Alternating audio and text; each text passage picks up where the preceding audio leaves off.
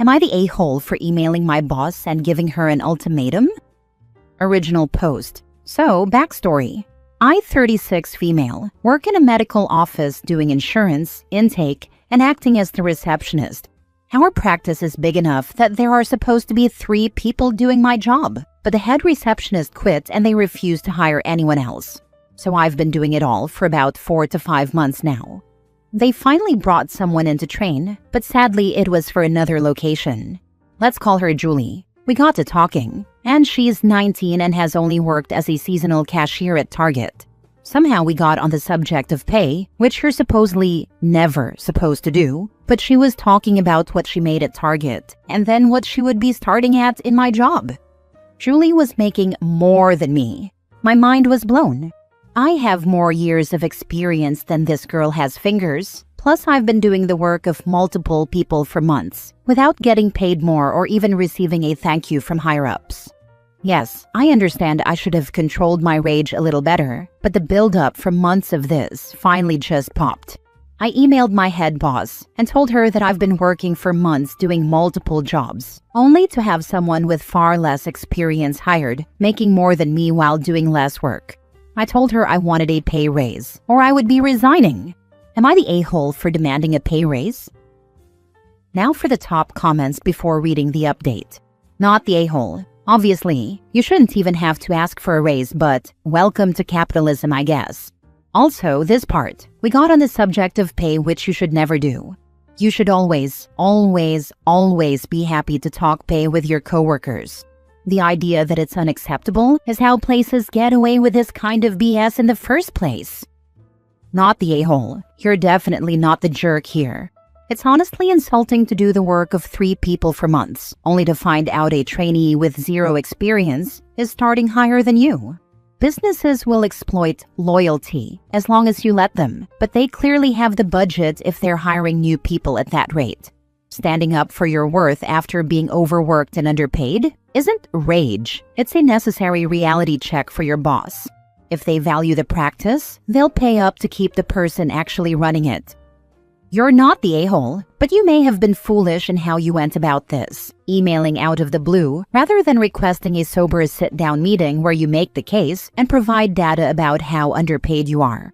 It sounds like you've been taken advantage of, and I can see why, with you repeating that exploitative, got on the subject of pay which you should never do nonsense, and you're going to be lucky to get properly compensated by this place. If you're being taken advantage of, the solution is to leave, not negotiate a situation where they take advantage of you less. OP may have been foolish, generally speaking, but in this situation, I don't think it was really out of line. There's 0 reason you can't discuss pay. Employers just don't like employees discussing pay for this exact reason. Employees should 100% talk about pay with each other, power in numbers. There's absolutely nothing illegal about discussing pay. It's usually just discouraged, or they'll say something like don't discuss pay in a handbook. If they were to fire you or Julie over discussing pay, that's discrimination, and you and her could fight that. Now for the update. Thank you to everyone who commented, because this has been weighing heavily on my shoulders. I have a few updates for you. This happened a little over 2 weeks ago. First, my boss called me the next day, saying it was unprofessional for coworkers to talk about their pay and that we should be working instead of slacking off. Also, because of my experience and what I have done for the company, she increased my pay to what Julie was making, and they hired a new employee for my location starting the following week. I told her that was agreeable. Second, I have an interview at a hospital next week, making more than I am now, with better benefits. Third, somehow, my email or my being upset spread throughout the company, including other locations. I don't know if Julie said something when she went to her location, or if the higher-up I emailed did. Occasionally, I have to call other offices about patients or get help with things. Whenever I did, I was questioned about it, laughed at for doing something so bold, or I noticed my work emails would be left on read and I was constantly left on hold. My head manager completely stopped talking to me and answering my calls, even when I sent her urgent texts. Fourth, I resigned. I have enough saved up to last me until I can find another job. F them. Next story. Am I the a-hole for not getting my nephew an internship interview after getting them for most of the others? I work for a large organization that regularly brings on interns, and over the years I've helped most, though not all, of my nieces and nephews get interviews. To be clear, I don't hand anyone a job. All I ever do is make sure their resume ends up in the interview pile. After that, they're evaluated like everyone else. My name might open a door, but it absolutely won't carry someone through it. My nephew Eric is graduating this year. A few weeks ago, his mom, my sister-in-law, asked me whether I could help him get an internship. I told her the same thing I always say. Eric needed to reach out to me himself. I wasn't going to chase him or advocate for someone who couldn't be bothered to show initiative. When he finally did contact me, it was painfully obvious that he was only doing it because his mom told him to. He didn't seem particularly interested, curious, or motivated. On top of that, the way he communicates is rough. Everything is bruh, fam, and TikTok slang. I'm not trying to be a language snob, but he struggled to speak clearly or professionally, and he couldn't articulate why he even wanted the internship in the first place. I told him that if he was serious, I needed him to show me. I asked him to write a short note explaining why he wanted the internship and what he hoped to gain from the experience. I honestly didn't expect him to follow through at all, so I was surprised when he sent something. Unfortunately, the note was very clearly generated. It was vague, full of buzzwords, and completely disconnected from anything personal or specific. I told him I couldn't put in a good word for him if he couldn't do even the bare minimum himself. That's when everything blew up. He had a full meltdown, accusing me of being unfair and out of touch. He said no one actually writes things like that anymore, and that everyone uses AI now. His mom backed him up, saying I was being harsh and unrealistic. I explained that I wasn't willing to risk my own professional reputation. If I recommend someone, it reflects on me. I asked Eric point blank why he wanted the internship. His answer was, I don't know. My brother stepped in and argued that Eric struggled during the pandemic, that academics and expectations have changed, and that he just needs someone to give him a chance. He also reminded me that years ago, someone gave me a chance, despite the fact that I wasn't a straight A student, which is true. Part of me wonders if I should get Eric an interview anyway, just so he can see firsthand how unprepared he is. But that also feels mean and unnecessary. So now I'm stuck wondering, am I wrong for refusing to help him get an interview? Or is this genuinely how kids are these days, and I'm just out of touch? Not the a-hole. You are giving him a chance to show what he can do. The problem is that he's not willing to do what it takes to take advantage of that chance. I am curious, how much older is the last niece or nephew that you helped?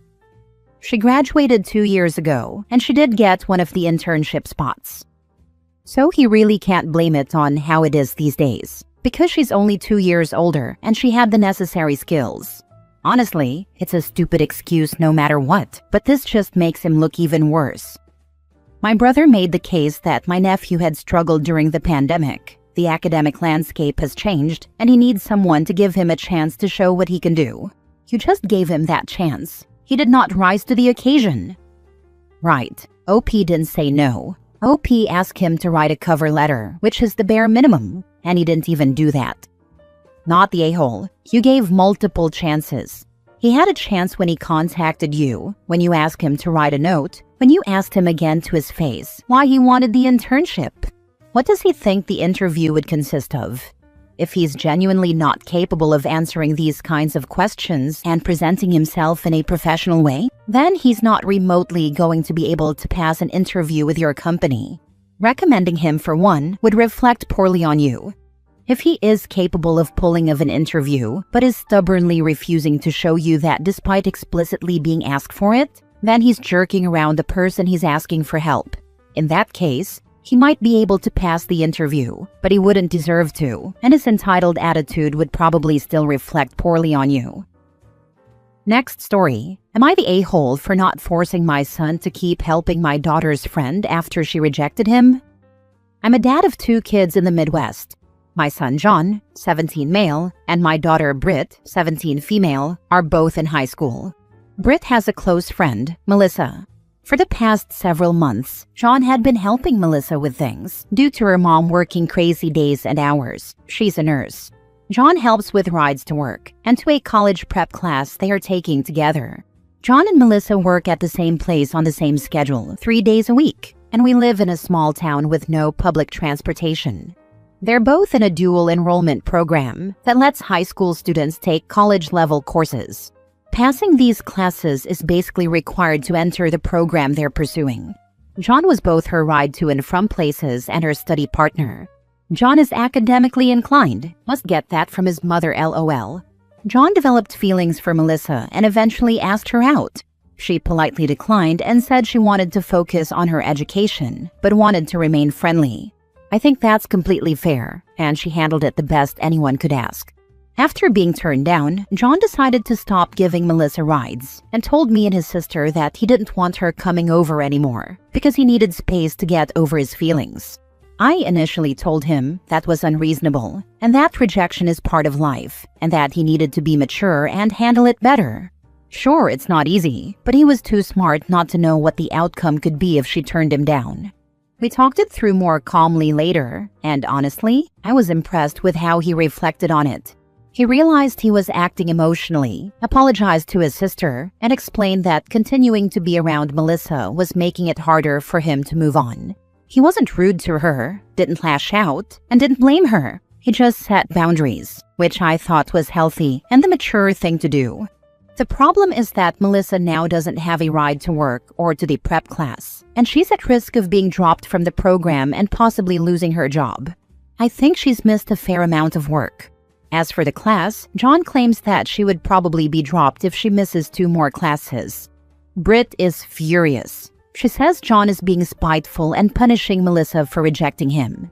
I told Britt she needed to stop and leave it alone. I explained that Melissa doesn't owe John a relationship, but John also doesn't owe Melissa continued friendship, rides, or any kind of labor. I also told her that blaming John for consequences he didn't cause on purpose was immature and unfair.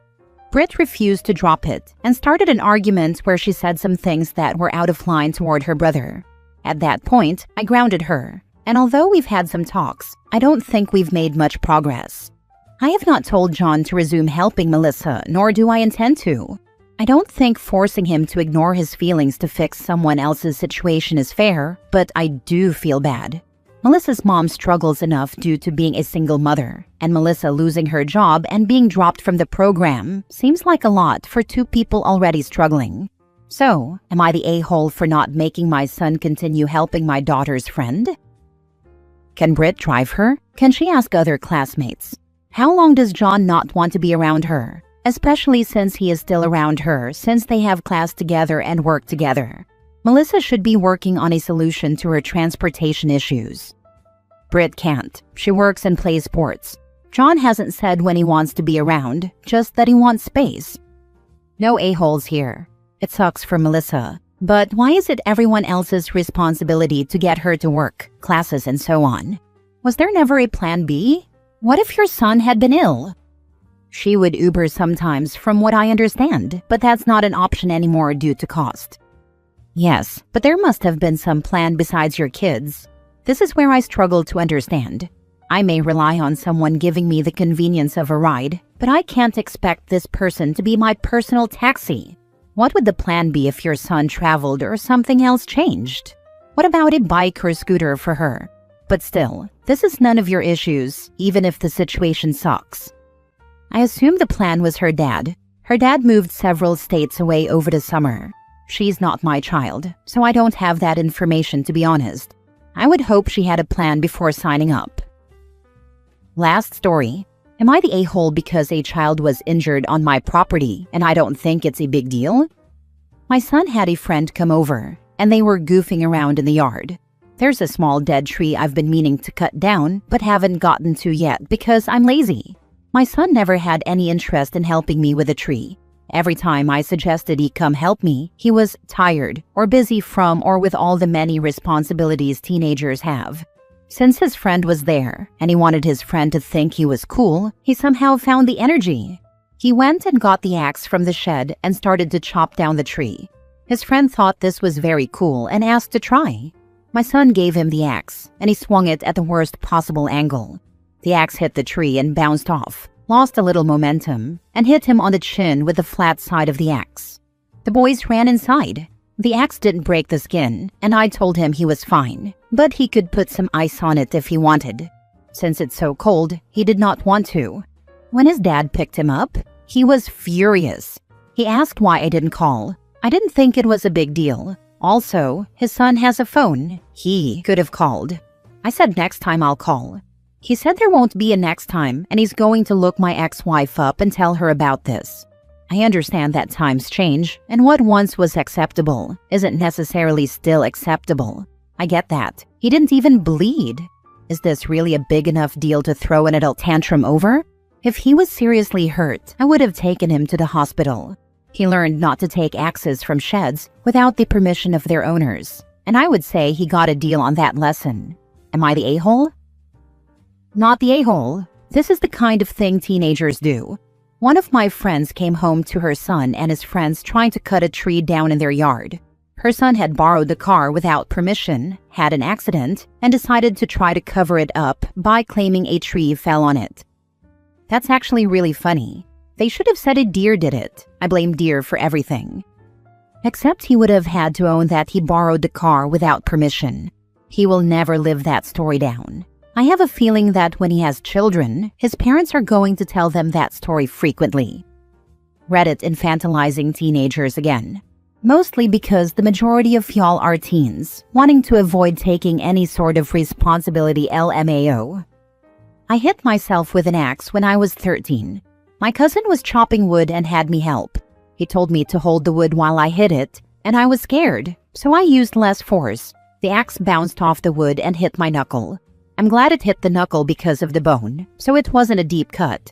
The axe had been sharpened right before I used it too, so the cut was at least very clean. I just washed my hand under the sink, used a bandage, and had zero pain. It was great. Not the a-hole. Now this kid has one mildly interesting story to tell about his childhood, probably the only one he's ever going to get. You're obligated to talk to your ex-wife about things pertaining to your son only. Cut her off if she tries to bring up anything about this kid and his ridiculous father. My ex-wife and I are actually fine. She has no interest in talking to me, and if she ever does call, it's usually to ask a legitimate question or to tell me something she sincerely thinks is important. We spoke maybe 5 times last year, for maybe 10 to 20 minutes each. Completely civil. They have their summers together and I never ask her what they do, nor does she volunteer that information. Likewise, if she has a question about what our kid has been up to, she asks him.